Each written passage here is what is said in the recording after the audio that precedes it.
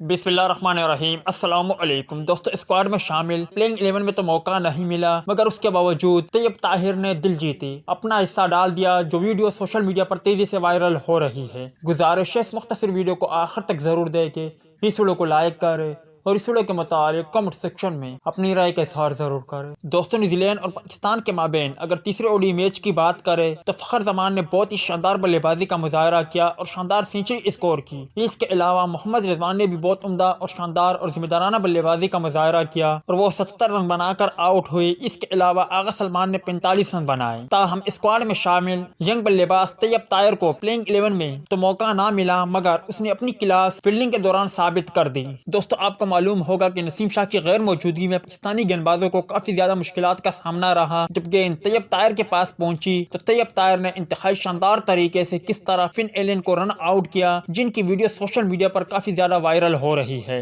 दोस्तों, तैयब ताहिर की बात करें तो उन्होंने फिन एलन को, जब उनका स्कोर 25 था, उन्होंने गेंद को हिट मारी और गेंद सीधा तैयब ताहिर की जानिब आई। तैयब ताहिर ने गेंद को पकड़ा और डायरेक्ट थ्रो किया, जो कि सीधा विकेटों पर जा लगा और ये पाकिस्तान को फिन एलन की सूरत में कीमती विकेट दिला दी।